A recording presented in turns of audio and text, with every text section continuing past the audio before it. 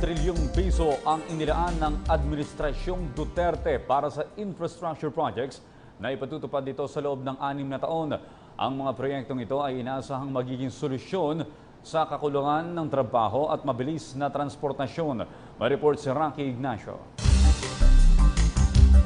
Inilatag ng Duterte administration ang infrastructure project para mapabilis ang government spending at paglago ng ekonomiya ng bansa. Sa press briefing sa Malacanang, sinabi ni Transportation Secretary Arthur Tugade, Public Works Secretary Mark Villar, Socio-Economic Planning Secretary Ernesto Pernia at Bases Conversion and Development Authority o BCDA Chairman Vincent Dizon, mahalaga ito para makasabay na rin ang Pilipinas sa iba pang bansa sa Asia.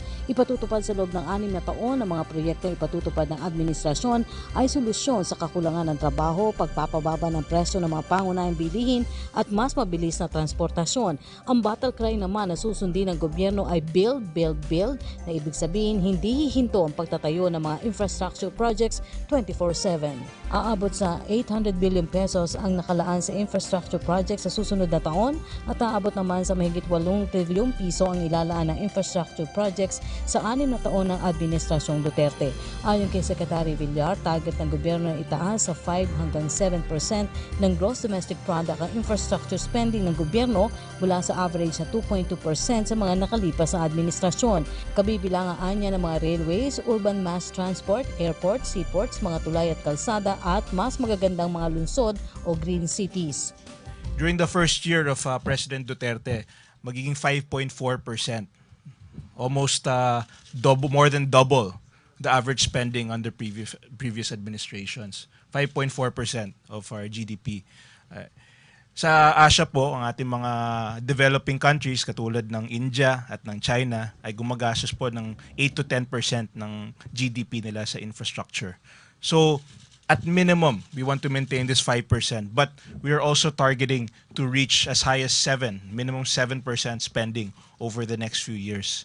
This is to catch up para makahabol din tayo sa ating mga neighbors dito sa Asia. Ilan lamang sa mga malalaking proyekto ay ang tulay na magdudugtong sa Iloilo, Guimaras, Negros at Cebu, Manila-Clark Railway Project, Mindanao Railway, Regional Airport Development, Roro Port Development at ang Clark Green City. Tiniyak din ng mga kalihim ang transparency ng mga proyekto ng pamahalaan dahil gustuan niya ni Pangulong Duterte ang malinis na gobyerno. Gitma ng Malacanang, makakaasa na walang anomalya sa mga naturang proyekto dahil makikita ang lahat ng ito sa Freedom of Information Portal kung saan nakalagay ang estado ng proyekto at mga kaukulang dokumento. Umapila naman sa publiko ang Malacanang ng pangunawa sa abala habang itinatayo ang mga proyekto ng gobyerno. Para sa PTV News, Rocky Ignacio.